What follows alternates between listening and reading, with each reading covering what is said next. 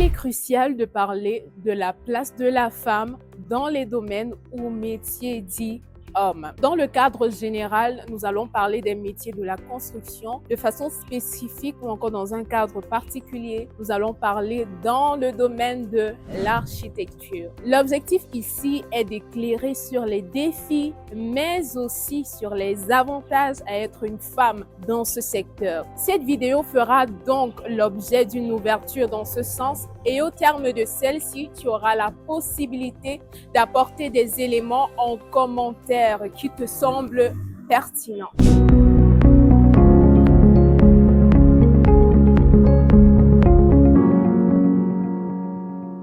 Salut à toi et bienvenue dans cette nouvelle vidéo. Je m'appelle Danielle Joël Kamga et c'est toujours un plaisir de partager sur un sujet passionnant qui est en réalité un jet de notre part pour participer au bien-être de l'homme dans son contexte. Ici, nous parlons architecture, design intérieur, construction, bâtiment, sans oublier la rentabilité du projet, juste pour améliorer ta qualité de vie et t'aider à bâtir de façon durable. Si ce sont là des éléments qui t'intéressent, ne manque pas de t'abonner, liker, activer la cloche de notification afin de ne rien manquer sur tout ce que nous allons poster ou du moins lorsque nous allons poster une nouvelle vidéo, commenter et partager afin que tes connaissances également puissent en profiter. Également, si tu as un projet de construction, si tu as besoin d'accompagnement, d'assistance, ne manque pas de nous écrire via les contacts qui se trouvent dans la description. Et même encore, tu pourras nous faire signe en commentaire, présenter ton besoin et nous nous ferons un plaisir de t'accompagner depuis la conception de ton projet, production 2D, 3D, rendu, simulation et autres, du moins c'est t'accompagner depuis la phase étude de ton projet jusqu'à la réalisation.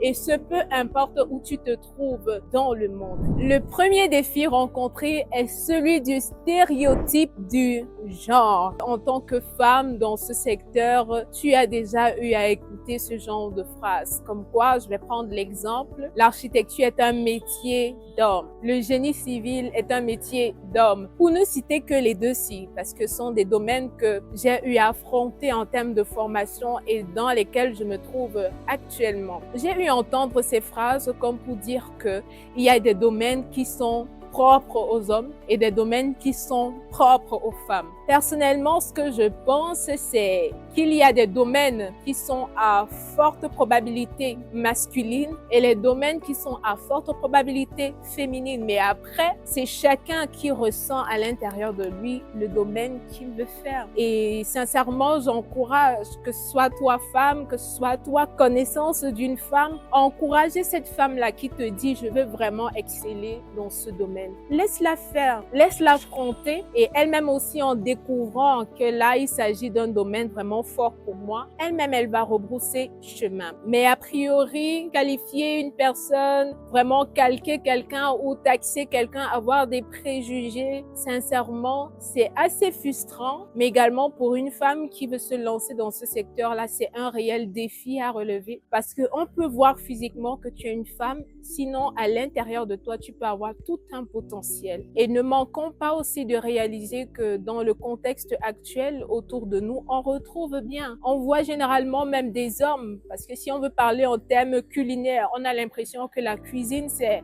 un domaine pour les femmes. C'est typiquement féminin, ce domaine-là. Mais en réalité, même le plus grand chef du monde, c'est un homme, c'est pas une femme. Vous allez voir dans le domaine du make-up qui est assez répandu, c'est vraiment, il y a des hommes qui font et de façon excellente. Le domaine de la coiffure, l'esthétique, il y a vraiment des hommes qui font et c'est vraiment excellent. Mais c'est un domaine à forte probabilité féminine. Mais on retrouve des hommes qui excellent dans ce couloir-là. Donc juste pour dire que c'est chacun qui ressent le besoin de faire un domaine et le potentiel se trouve dans chacun.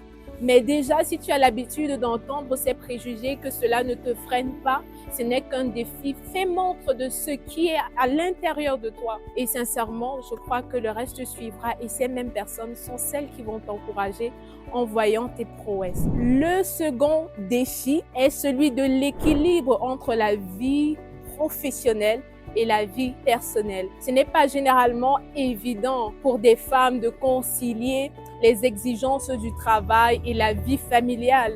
Généralement, quand tu es une femme qui a une famille, tu as un conjoint, tu as des enfants, tu as vraiment toute une entreprise également à diriger, c'est pas évident, vraiment pas évident. Et par rapport à cela, j'ai 3 conseils à te donner de façon humble. Ce sont des conseils que je te donne tout humblement. Premièrement, il faut savoir bien s'organiser. Alors là, il faut classifier les choses par ordre de priorité. Qu'est-ce que je fais? Deuxièmement, il faut bien s'entourer. Il faut être vraiment bien entouré. Troisièmement, il faut savoir faire la part des choses. Quelque chose peut être importante, mais elle n'est pas urgente. Ça reste toujours dans le cadre de l'organisation. Mais c'est vraiment être de façon spécifique sur ce qu'il faut faire de façon réelle. Et là, je vais prendre un exemple. Tu es dans une maison et en clair, il y a des tâches ménagères, il y a la lessive, il y a la vaisselle, il y a la nourriture.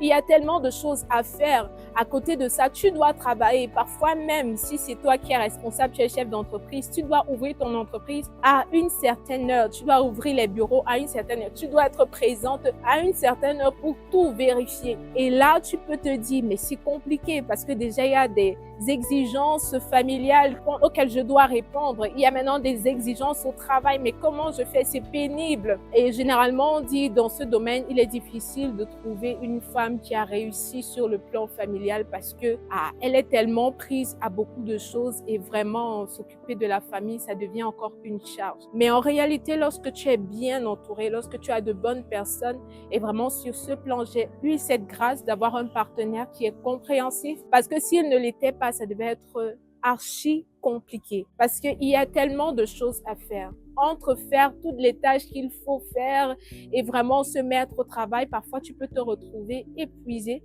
Mais c'est celui qui me dit encore le premier, mais bien tiens, tu dis que tu as ceci à faire, la lessive, la vaisselle et autres avant de commencer le travail. Mais ces choses sont des trucs que tu peux remettre ou relayer au second plan. D'autres personnes peuvent faire ça. Si tu ne fais pas, ça se fera.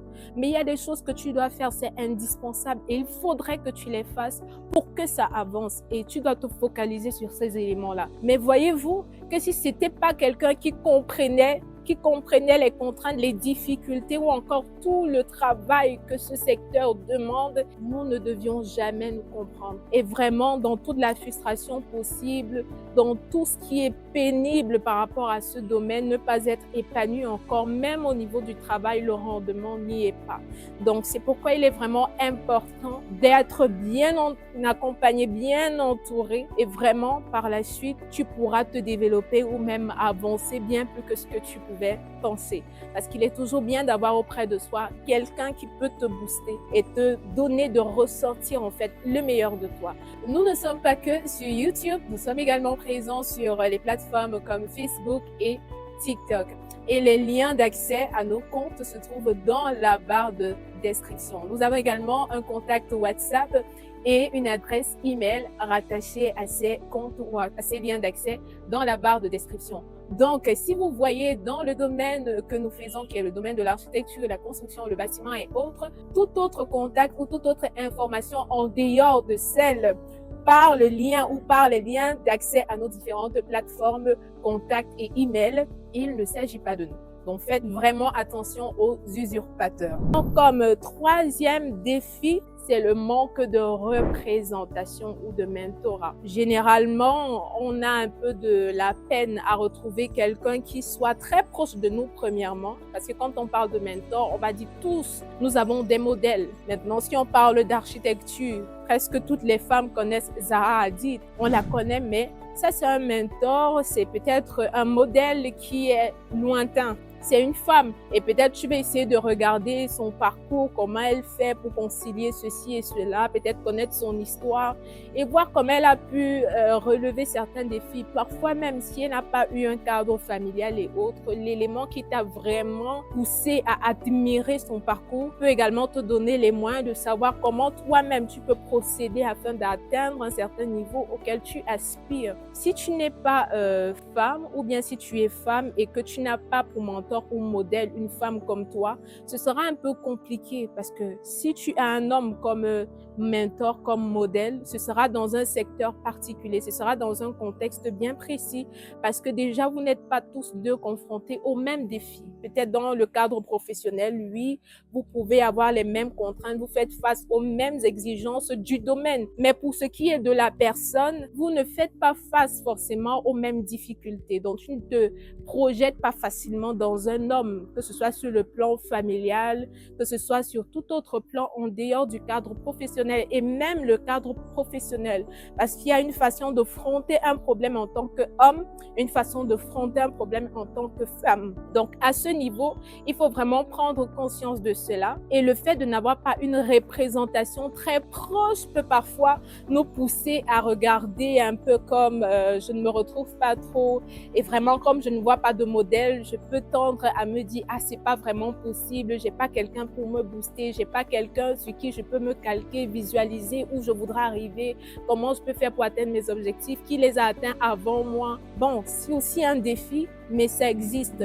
Même si ton mentor ou même si ton modèle, ton mentor ou ton modèle sont des personnes en fait lointaines, cherche au maximum à te rapprocher. Parfois, c'est au travers des séminaires, des conférences que quelqu'un organise. C'est par rapport, parfois même sa bibliographie t'aide. Parfois, tu peux voir les réalisations de quelqu'un pour savoir comment la personne a fait pour réaliser cela. C'est même au travers de ses bouquins. Tu parviens à te rapprocher de la personne et avoir un ensemble d'informations. Juste pour dire que c'est un défi, mais c'est possible, c'est vraiment possible d'y parvenir. Comme quatrième défi, nous avons la culture de l'entreprise.